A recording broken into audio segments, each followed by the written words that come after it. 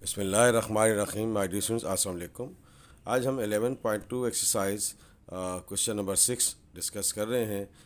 पिछले हमने 2 lectures 11.2 exercise में अपलोड कर चुके हैं।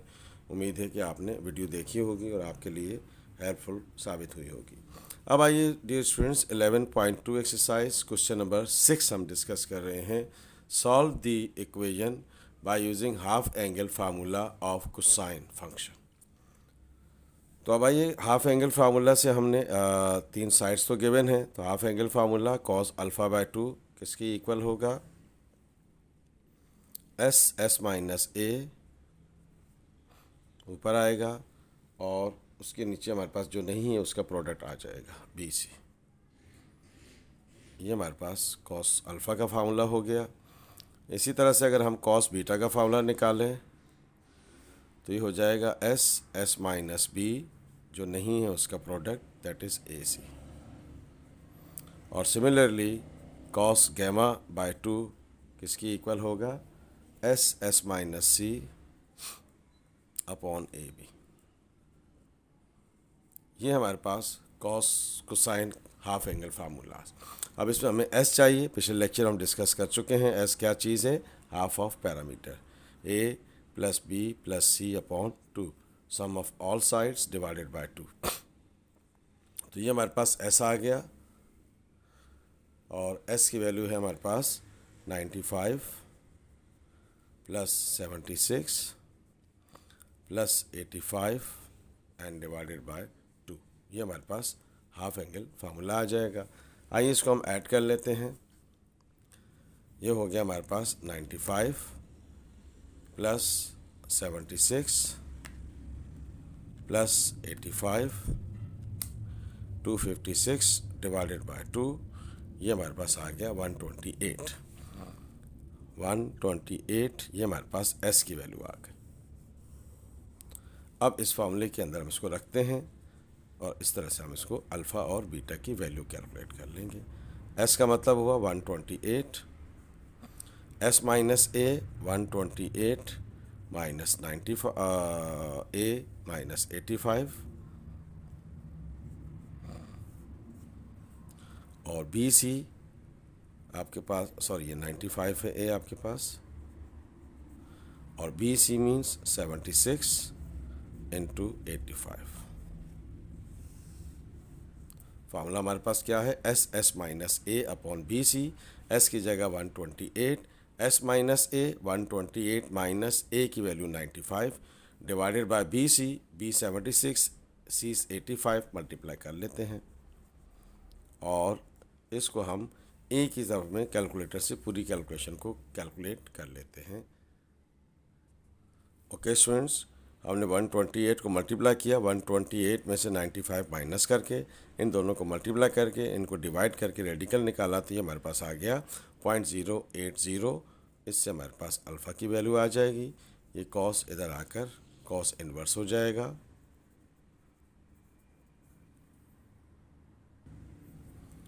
तो ये हमारे पास स्टूडेंट्स वैल्यू आ गई इसकी, अल्फ़ा बाय 2 कॉस इन्वर्स 0.808 की वैल्यू आ गई हमारे पास 36.09। ये अल्फ़ा डिवाइड हो रहा है, इधर आकर मल्टीप्लाई हो जाएगा। तो आइए इसको हम 2 से मल्टीप्लाई कर देते हैं।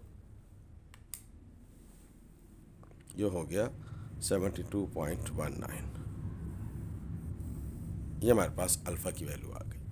अब इसी तरह से हम कॉस बीटा की वैल्यू निकाल लेते हैं upon 2 S minus B. S का मतलब है 128 माइनस B that is 76 divided by A C. A है आपके पास 95 और सी है आपके पास 85। ये हमारे पास फार्मूला बन गया एस माइनस बी अपॉन ए सी। एस की जगह 128, एस माइनस बी 128, बी का मतलब 76 और डिवाइडेड बाय क्या है? ए सी। तो ए और सी आपस में मल्टीप्लाई हो जाएंगे और अगेन हम क्या करते हैं, एक ही स्टेप में हम पूरी की पूरी वैल्यू कैलकुलेटर से एवेल्युएट कर लेते हैं। तो स्टूडेंट्स हमने इसको कम्प्लीटली डिवाइड करके मल्टीप्लाई करके पहले इसको माइनस किया, फिर 128 से मल्टीप्लाई किया, फिर इन दोनों को मल्टीप्लाई करके डिवाइड करके इसका रेडिकल निकाल लेते हैं। और ये एक ही स्टेप में आप पूरी कैलकुलेशन कैलकुलेटर से कर सकते हैं। तो ये हमारे पास आ गया 0.907, ये beta upon 2 equals to cos inverse 0.907। तो हमने क्या किया, हम इसका इन्वर्स कैलकुलेट कर लेते हैं। तो ये हमारे पास आ गया बीटा बाय 2, दैट इज 24.78।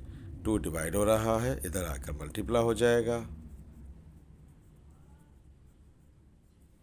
तो ये हमारे पास बीटा की वैल्यू आ गई, मल्टीप्लाई बाय 2, 49.56 डिग्रीज। ये हमारे पास आ गई डिग्री। अब हम कॉस गैमा बाय 2 निकाल लेते हैं, यहीं पर निकाल लेते हैं। कॉस गैमा बाय 2, देखें dear students, S minus C. अब एस कितना है, 128 minus 85 divided by A B यानी कि 95 मल्टीप्लाई बाय 76। दोबारा देखें स्टूडेंट्स, देखें ये हमारे पास एस माइनस सी है। एस का मतलब क्या हुआ, 128, सी आपको ये दिया हुआ 85, माइनस किया 128 से, और ए बी से हमने मल्टीप्लाई कर दिया, ये ए और ये बी। और इसी तरह से हम इसको दोबारा से कैलकुलेटर से कैलकुलेट कर लेते हैं एक ही स्टेप में। ओके स्टूडेंट्स, तो कॉस गैमा बाय 2 की वैल्यू हमने कैलकुलेट कर ली 862। तो ये हमारे पास गैमा बाय 2 हो गया, कॉस इनवर्स 0.862। हमने इसका कॉस इनवर्स कैलकुलेट कर लेते हैं। ये हो गया हमारे पास गैमा बाय 2 30.36। ये 2 डिवाइड हो रहा है, इधर आकर मल्टीप्लाई हो जाएगा, मल्टीप्लाई बाय 2, तो ये आ गया 60.71। ओके स्टूडेंट्स, ये हमने कोसाइन रूल से half angle formula of cosine function के हमने वैल्यूज कैलकुलेट कर ली, अल्फ़ा, बीटा और गैमा।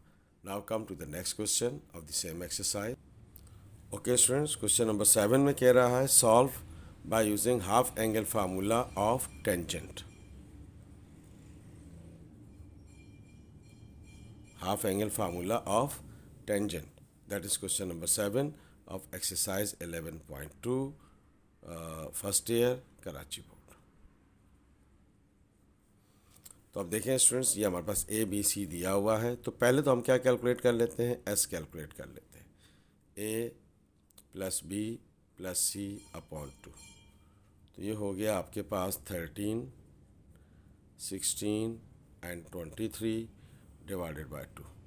इनको हमने प्लस कर लिया और प्लस करके हम इनकी वैल्यू को कैलकुलेट कर लेंगे 2 से डिवाइड करके। ये हो गया 13 प्लस 16 प्लस 23, ये हो गया 52 डिवाइडेड बाय 2, ये हमारे पास आ गया 26। ये हमारे पास ऐसा आ गया। अब देखें students, half angle formula of tangent क्या होता है, tangent alpha bye 2, tangent alpha bye 2। ये अल्फ़ा है तो एस माइनस ए नीचे आएगा, S minus B, S minus C ऊपर आएगा। ये हमारे पास टेंजेंट अल्फ़ा बाय 2 का फार्मूला है। इसी तरह से टेंजेंट बीटा बाय 2, आसान याद करने की ट्रिक ध्यान में रखिएगा, एस माइनस बी नीचे आएगा, S minus A, S minus C.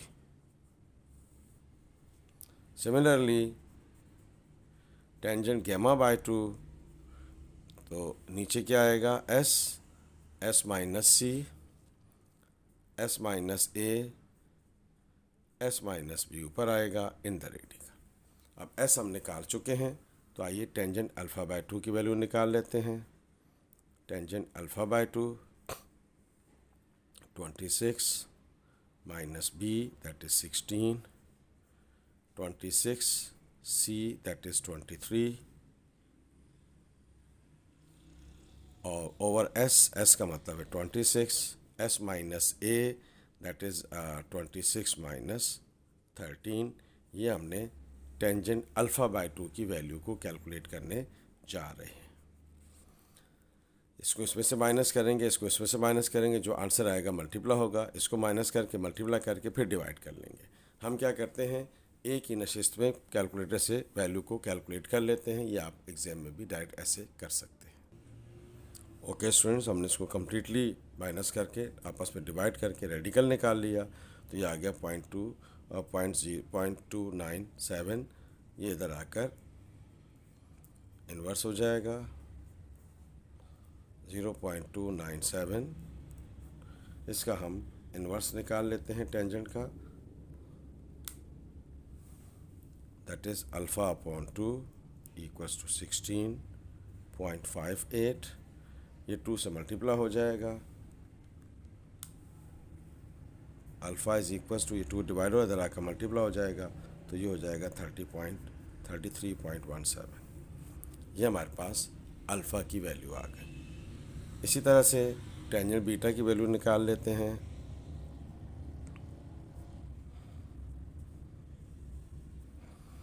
S का मतलब हुआ 26 minus 16, S minus B,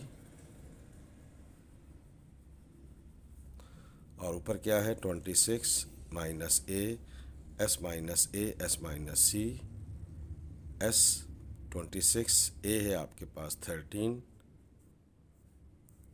S minus C 26 minus C 23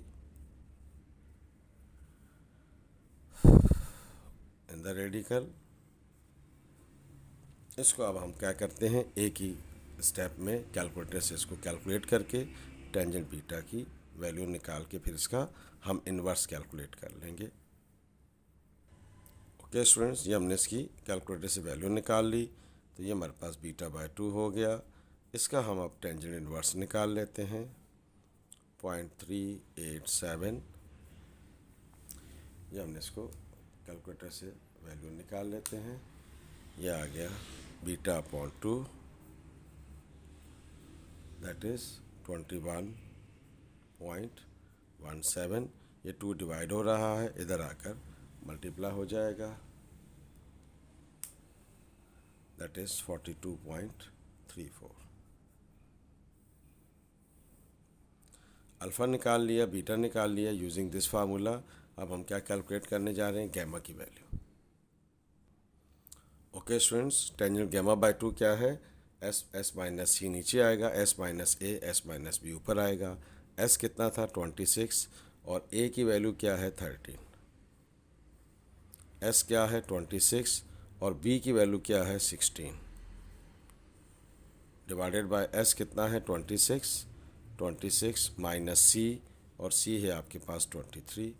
ये हमने ए, बी, सी और एस की वैल्यूज़ पुट कर दी, और अगेन कैलकुलेटर से हम इसको एक ही स्टेप में इसकी वैल्यू फाइंड कर लेते हैं। ओके स्टूडेंट्स, इसकी वैल्यू आ गई हमारे पास 1.290, तो ये हो गया gamma by 2 tangent inverse 1.290। Value calculate कर लेते हैं कैलकुलेटर से, तो ये हमारे पास आ गया 52.23। ये 2 डिवाइड हो रहा है, इधर आकर मल्टीप्लाई हो जाएगा, तो ये हमारे पास आ गया 104.47। ये हमारे पास गैमा की वैल्यू आ गई। डियर स्टूडेंट्स, इस क्वेश्चन में हमने, दैट वाज क्वेश्चन नंबर 7, जिसमें हमने हाफ एंगल ऑफ टेंजेंट के तीनों रिजल्ट्स को यूज़ किया।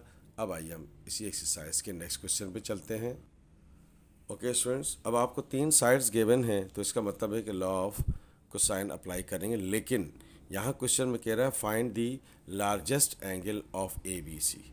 तो जो लार्जेस्ट एंगल होगा वो होगा जो लार्जेस्ट साइड के अपोजिट होगा। अब ए साइड के अपोजिट अल्फ़ा होगा, बी के अपोजिट गैमा होगा और सी के अपोजिट बी के अपोजिट बीटा होगा और सी के अपोजिट गैमा होगा। अब देखें 6, 8 और 13, ये 13 जो है ये लार्जेस्ट एंगल है और ये लार्जेस्ट साइड है, तो इसके अपोजिट जो एंगल होगा वो क्या होगा हमारे पास, लार्जेस्ट एंगल होगा। तो इसका मतलब है कि यूजिंग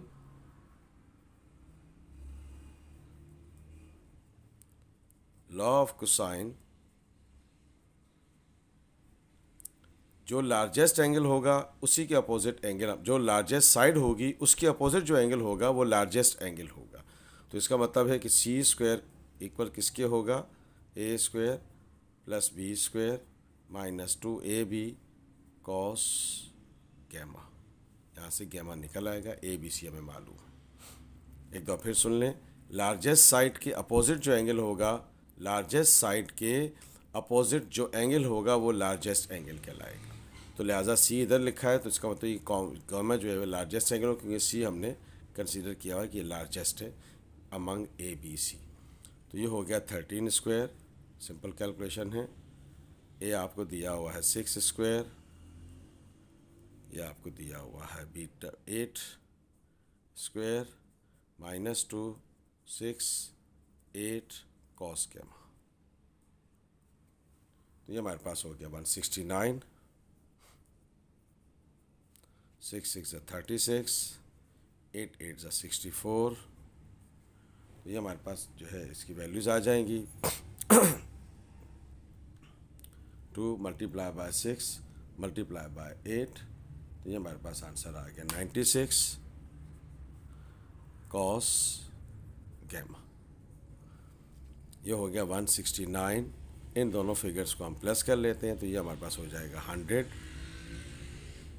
ये फिगर हमारे पास क्या हो गई, 60 30 90, तो ये 100 हो गया माइनस 96 कॉस गैमा। ये प्लस 100 इधर आकर माइनस हो जाएगा,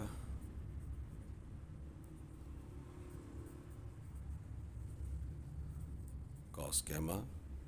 ये हो जाएगा 69 upon minus 96।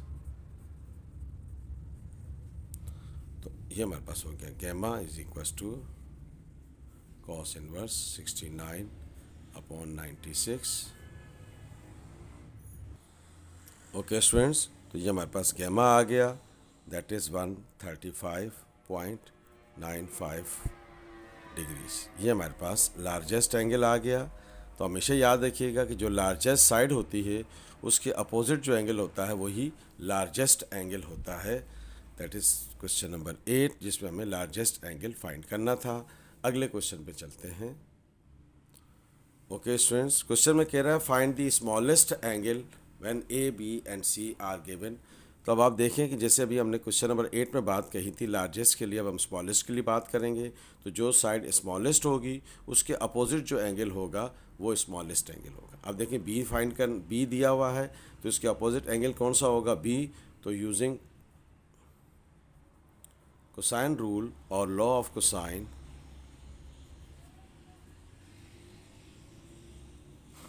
B square equals to A square plus C square minus 2ac cos beta.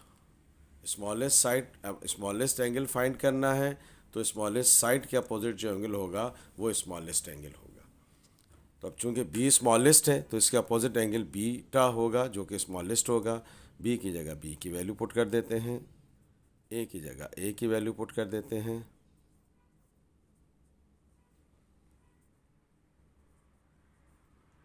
.4 minus 2 25 9.4 cos beta. अब हमने इसके स्क्वायर्स निकाल लेते हैं। 8 का स्क्वायर 64, 25 का स्क्वायर 625 होता है 625। अब 9.4 का स्क्वायर निकाल लेते हैं, दैट इज़ 88.36 और इन तीनों को मल्टीप्लाई कर देते हैं तो ये हो जाएगा 2 multiply by 25 multiply by 9.4 this is 470 cos beta. इन दोनों को प्लस कर लेते हैं तो ये हो जाएगा 625 प्लस 88.36, तो ये हो गया 713, 64 713.36 माइनस 470 कॉस बीटा, ये प्लस इधर आकर माइनस हो जाएगा 713.36। ओके स्टूडेंट्स, ये प्लस था, इस तरफ आकर माइनस हो गया, तो ये बच गया हमारे पास minus 649.36 equals to minus 470 cos beta. Minus minus cancel, ये मल्टीप्लाई हो रहा है, नीचे आकर डिवाइड हो जाएगा। 470, इसको हम डिवाइड कर लेते हैं 470 से, 470 से डिवाइड कर दिया। ओके स्टूडेंट्स, ये हमारे पास इसकी वैल्यू तो आ गई है, but we have a problem according to the given data 1.38। अब ये बात तो हम जानते हैं कि कॉस और साइन जो है वो 1 से ग्रेटर नहीं हो सकता, 1 से ग्रेटर नहीं हो सकता। इसका मतलब ये हुआ कि यहाँ पर कोई करेक्शन है, तो इसको हम यहाँ रोक देते हैं। प्रोसीजर यही होगा, हो सकता है ये 25 की जगह 5 हो। बहरहाल अकॉर्डिंग टू गिवन सिचुएशन यहाँ तक हम इसको लेकर आ गए हैं, and here according to this data it is not possible to find out the smallest angle here because maybe A, B and C among these three given sides one side maybe is wrong। तो लिहाजा हमने इसको यहीं तक रखते हैं। Procedure यही होगा, अगर आपने लार्जेस्ट एंगल निकालना है तो वो लार्जेस्ट साइड के अपोजिट होगा, और अगर स्मॉलेस्ट एंगल निकालना है तो हमेशा याद रखिए वो स्मॉलेस्ट साइड के अपोजिट होगा। अकॉर्डिंग टू दिस डेटा हम यहाँ तक इसको लेकर आ गए हैं। प्रोसीजर सेम रहेगा, हो सकता है ये एक जो दिया हुआ 25 ना हो बल्कि 5 हो या 2 हो। हमने यहाँ तक इसको सॉल्व कर लिया है, आप इसको जहन में रखिएगा। We have to adopt the same procedure to find out the smallest angle. अब आइए इसी एक्सरसाइज के नेक्स्ट क्वेश्चन पे चलते हैं। Okay students, now come to the question number 10. Can I find the length of the third side of a triangular building that faces 13.6 along one street and 13 meters along another street, and the angle of intersection between these streets is 72 degrees. फर्ज कर लेते हैं कि ये triangular building कुछ इस तरह से है। लेट्स सपोज ये आपके पास है 13.6, ये ले लेते हैं 13.6, ये ले लेते हैं 13 मीटर, और इनके दरमियान जो एंगल बन रहा है वो क्या है 72 डिग्री। तो ये हुआ ए, ये हुआ बी और ये हुआ सी। ये दो, एक ट्रायंगुलर बिल्डिंग है जिसमें दो फेसेस आपको गिवन है, एक है 13.6 मीटर्स और दूसरा है आपके पास 13 मीटर्स, और इनके दरमियान जो एंगल बन रहा है वो 72 डिग्रीज़ है। क्वेश्चन में कह रहा है find the third side of the triangular building.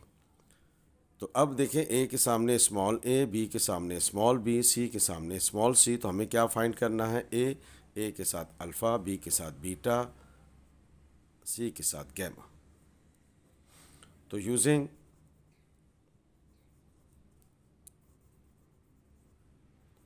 Law of sine cosine, क्योंकि दो साइड्स और एक एंगल दिया हो तो हम ए कैलकुलेट कर सकते हैं। तो ए स्क्वायर बराबर हो गया किसके, B square plus C square minus 2bc cos alpha. पूरा डेटा दिया हुआ है सब कुछ। बी आपको दिया हुआ है 13 स्क्वायर, सी आपको दिया हुआ है 13.6 माइनस 2, 13.6 कॉस अल्फ़ा 72 डिग्री। तो अब आइए हम इसकी वैल्यूज़ को कैलकुलेट कर लेते हैं। अब इसकी वैल्यूज़ हो जाएंगी 13 का स्क्वायर 169, 13.6 का स्क्वायर हम कैलकुलेट कर लेते हैं। 13.6 का स्क्वायर कैलकुलेट करते हैं, दैट इज़ 184.96 माइनस इन दोनों को मल्टीप्लाई कर देते हैं, तीनों नंबर्स को। 2 multiply bye 13 multiply by 13.6 multiply by cos 72, तीनों को एक साथ कैलकुलेट कर लेते हैं। 2 multiply bye 13 multiply by 13.6 multiply by cos 72, तो इन तीनों को चारों को मल्टीप्लाई कर दिया तो आपके पास क्या आंसर आया 109.26। ये दोनों प्लस हो रहे हैं, इन दोनों को प्लस करेंगे और इसमें से इसको माइनस कर लेंगे। तो अब देखें क्या सिचुएशन बनती है। 169 प्लस 184.96 में से माइनस करते हैं 109.26, ये हमारे पास आ गया 244.7। दोनों तरफ रेडिकल ले लेते हैं तो इसका स्क्वायर रूट आ जाएगा, चूँकि साइड है तो प्लस फैक्टर यूज़ करेंगे।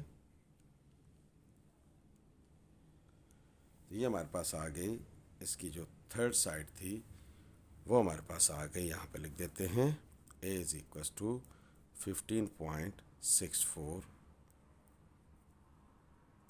meters. This is the length of the third side of third triangular building side. तो देखिए क्वेश्चन में क्या कह रहा था, find the length of the third side of a triangular building that faces 13.6 along one street and 13 meters along another street and the angle of intersection between these two streets is 75 degrees. तो हमें third triangular building की side find करनी थी। Dear students, इसके 3 questions रह गए हैं, वो will discuss in the next lecture. इस लेंथी एक्सरसाइज थी, ये हमने थर्ड लेक्चर अपलोड करने जा रहे हैं इंशाल्लाह 11.2 एक्सरसाइज के। If you like this video please share it and subscribe my channel math with Yasir Rafat. Thank you so much. अल्लाह हाफिज़।